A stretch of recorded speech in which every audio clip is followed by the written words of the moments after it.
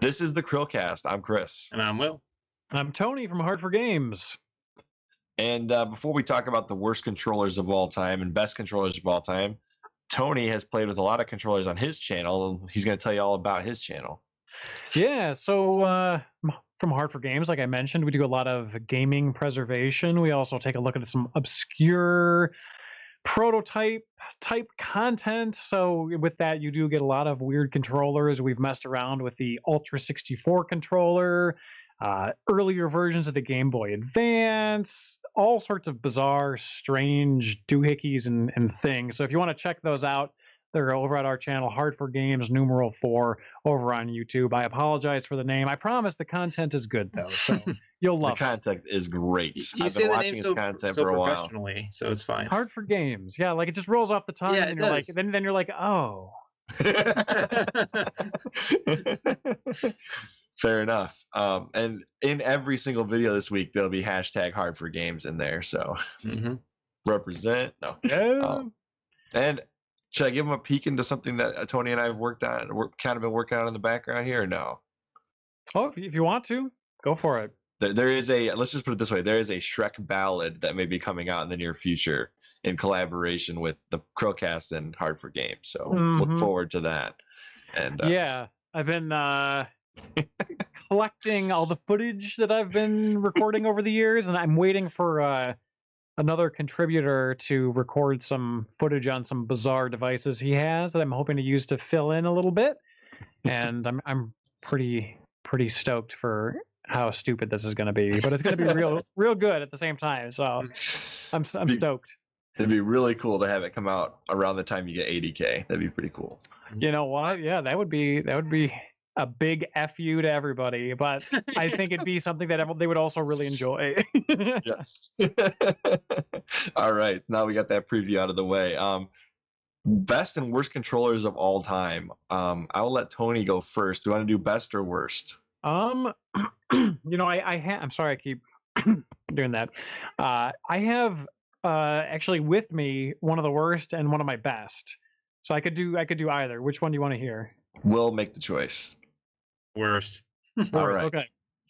So I have the Atari Jaguar controller. Oh man. Okay. And my issue with it isn't like most people's. Like, so for most people, like they say it feels uncomfortable in the hands. I'm trying to get on my camera here, and for me, it actually feels relatively cozy in my hands. Like, it's not a big deal. The issue is more so that it's very light and cheap feeling. The buttons are very plasticky, and there's a keypad, which was an idea that was, pretty much outdated by about 10 years when the Jaguar came out. So you'd get these overlays on here, and if you got it, secondhand, didn't have the overlay, well, good luck figuring out what's what. There's a button in Tempest 2000, which the whole thing about that game is the music, where you can just turn the music off with a button and you don't even know like what happened. So there were later revisions to this thing that added an additional row, kind of like the Genesis 6-button controller. There was an Atari Jaguar 6-button controller, which basically took over for some games some of these keypad options, which made things a lot easier and the game's more playable. Really the best way to play most of the games. But it's super expensive. It isn't until recently that some people have created like decent quality replicas. So there's ways to get around that, but at the time, the original Jaguar controller is light, cheap, plasticky, and has buttons in all the wrong places. That's my worst.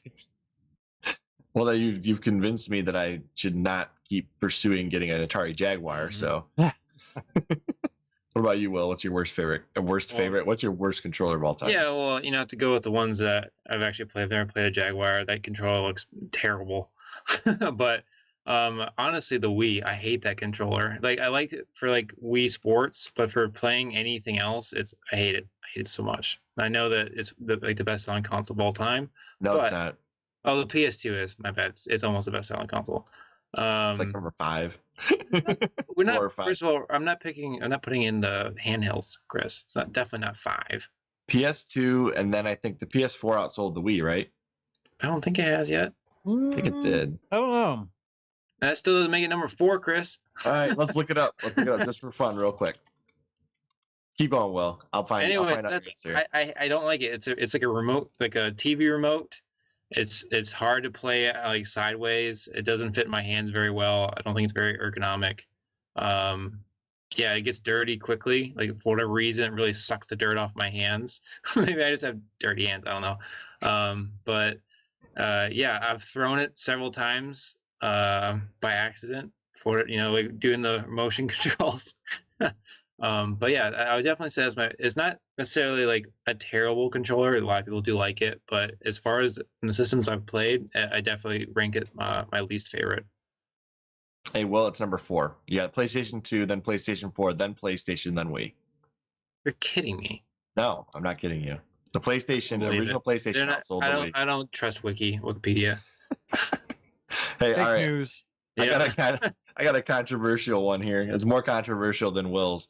I hate the Joy-Cons. You know what? That's my second one. I hate Joy-Cons. I was gonna go with Joy-Cons too. I mean, the Joy-Cons are basically just Wiimotes that are little. Mm-hmm.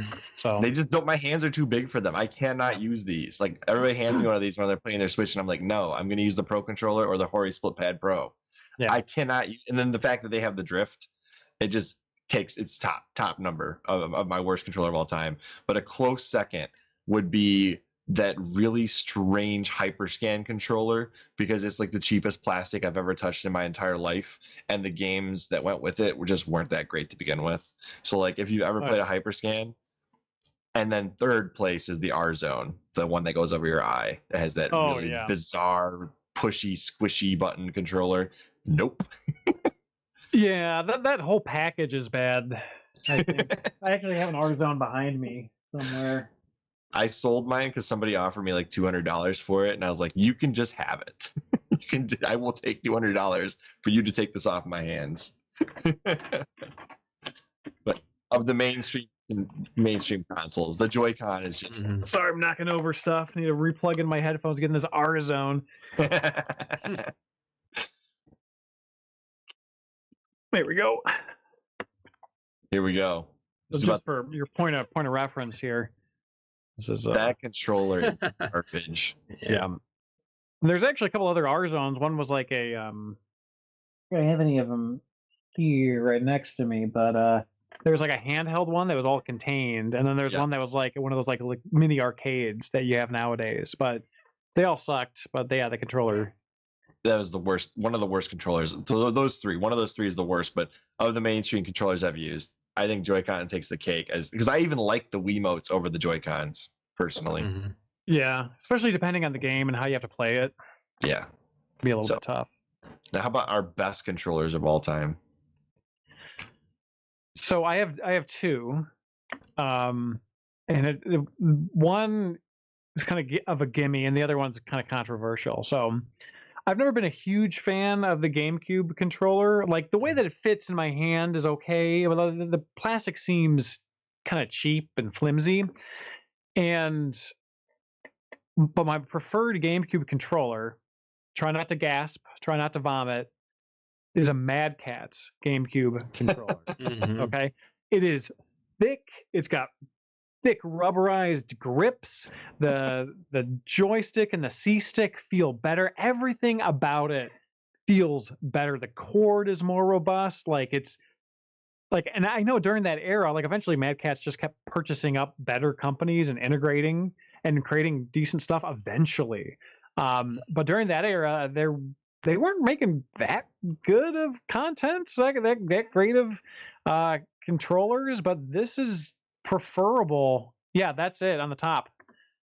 Yeah, not that obviously that one's the stock. That's it right there. That one's kind of discolored and such, but it's grippy. It's a beast. I love it. It's got a better D-pad, I'll give you that. So the other one that I have is a custom, which kind of doesn't count. But this was made by Benj Edwards. This is a Virtual Boy joystick. Oh my gosh, really? Mm-hmm. Yeah. So although it's not ergonomic, this is homemade. Micro switches. Mm-hmm. Really good feel for all of the buttons. I don't have an actual Virtual Boy controller here next to me, but Virtual Boy controller is functionally a GameCube controller in a sort of a prototypical phase.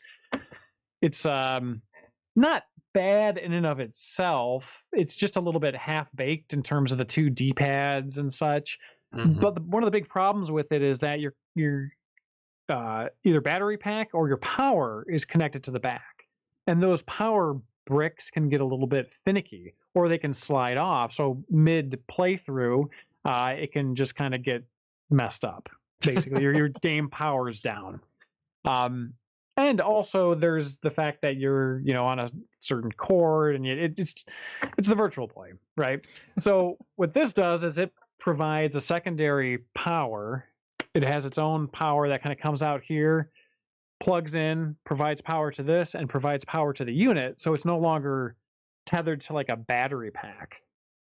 Plus, you get a better experience because realistically, most Virtual Boy games I've played have been pretty much just arcadey type experiences, and playing them with an arcade stick feels way better. They play like different games with an arcade stick. So that probably is one of my favorite controllers. Stupid expensive, probably shouldn't have bought it, but it's well designed. And he does a bunch of controllers and joysticks for other consoles as well. Cool. Does he have a link I can show people? Yeah. If you go to Twitter, it's at BENJEDWARDS. Ben J. Edwards? Yep. Or is it Benj Edwards? Pretty sure it's Benj. I could be mispronouncing that. So he's the one that built that? Yep. And Cool. he has a link in the top of his profile there. I think it's benjedwards.com. It's not vintagecomputing.com? Did I miss that? I clicked the wrong one? Oh, there it is. There it is. You're right. Never mind. I found it. Might be both. I think he's a part of Vintage Computing. I think. That's not sure if this is his bio or if he has any sort of his store. I'm not sure if it's still up on this or not. I'll poke around and I'll get a link for your viewers. Cool. It's been a while since I've explored his site, to be honest with you. I'll put a link in the pinned comment if we can find it. Okay, perfect. All right. How about you, Will? What's your favorite controller? So, I mean, I have a couple. So I've always been a big fan of the Xbox controllers. I always feel like they get better every year. I love the Duke when it first came out. It felt perfect for the console because it was gigantic and the console was gigantic. I like the S though as well, and then the 360 controller is obviously god tier, and I would be shocked if Chris didn't at least mention that one. And then the Xbox One and then the Xbox Series X are very nice controllers. But in all honesty, this is gonna be super weird. My favorite controller still to this day is the N64 controller. That weird 3-pronged whatever. I used to think it was Mario's hand, which makes no sense because it's 3 fingers, but I thought that's what it was. And I actually caught myself, like to this day, I actually see how he's holding it. I still hold my controllers that way. So I hold them at a really weird angle. And it's because I grew up with this controller. And I don't know, it felt right. Using the thumbstick or joystick with my left hand is perfect. And like being able to rotate and like play on the other side, I don't know, I thought that was so cool. Yeah, I mean the N64 controller gets a lot of flack, but I always found it pretty comfortable. Other than the analog stick literally caused gouges in my hand. Yeah, but I mean, for one game when you were trying desperately to beat your friends. Right. Well, the Mario Party was a regular game I would play consistently, and so my hand was wrecked when we would play that game. Glove up, man! Glove up. Get the power glove and play it. No, I'm just kidding. Yeah, something, anything. I know I'm definitely wrong on this, but I always thought that controller came in more colors just out of the box than other controllers, because it seemed like there were so many when I was growing up, because we actually had a rankings, like blue was player 1, green was player 2, red was player 3, and then gray was the lowly player 4 that I'd always get relegated to. And like it was always like a big deal to be like move up the ranks as you got better. Yeah, they had a bunch of different colors at launch. The eventually the sort of the different multicolored controllers would be packed in with the multicolored consoles. Mhm. And they would always match the color.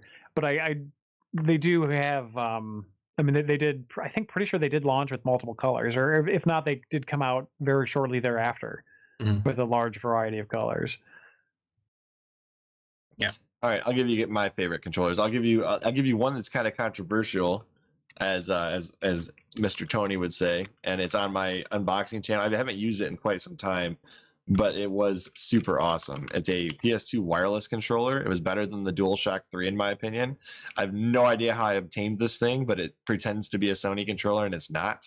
But the buttons are way clickier than the DualShock 2, and the wireless range on this thing is insane. I can play it from any room in my house using this controller. So it's the best wireless PlayStation 2 controller I've ever used. And there's no hump on the back like the 360 controllers had. So you'll see later in this video, as I'm showing you, there's nothing behind this thing. They fit the batteries inside beneath the start and select buttons. Oh, wow. And it's one of the best wireless experiences I've ever had, right alongside the Wavebird for the GameCube. And then the first place, Will already knows. It's the one I use for PC gaming, actually. It's the wired Xbox 360 controller that doesn't have the battery hump in the middle. That is my favorite controller of all time. And I've made sure to always have at least one of these wired Xbox 360 controllers at all times, because they're getting harder and harder to come by. And it is ergonomically my favorite controller of all time. Yeah, You really can't go wrong with an Xbox controller of any generation. You know, they're just well made, good feeling controllers. I like it better than the one, though. The 360, in my opinion, is like the de facto Xbox controller. Yeah. Have you tried the Series X one yet? I have not. It's such a subtle difference, but I don't like playing with the normal Xbox One controller now. It's like just slightly smaller, and there's like it's textured on the triggers and on the bumpers. Oh, it's so wonderful. All right. Well, I don't want to keep Tony up much later so that Will and I can talk about RuneScape, which, since you guys are seeing these videos out of order, but RuneScape is actually the last video we filmed with everybody here except for Tony. But I want to thank Tony for being on the podcast for 4 out of these 5 episodes. And yeah, it's been a pleasure having you on. Yeah, thank you so much, guys, for having me. I appreciate the invite, and hope to do it again sometime. Absolutely. And maybe with Gamester 81, like we said before. Yeah, that'd be a lot of fun. Let's get him on. And I can try to bug him as well. But he already said he would. Oh, okay. Oh, yeah, that's right. Okay. Yeah. So, as always, I'm Chris. And I'm Will. And I'm Tony. Thanks for watching. And we will see you on next CHRILLCAST. Bye, guys.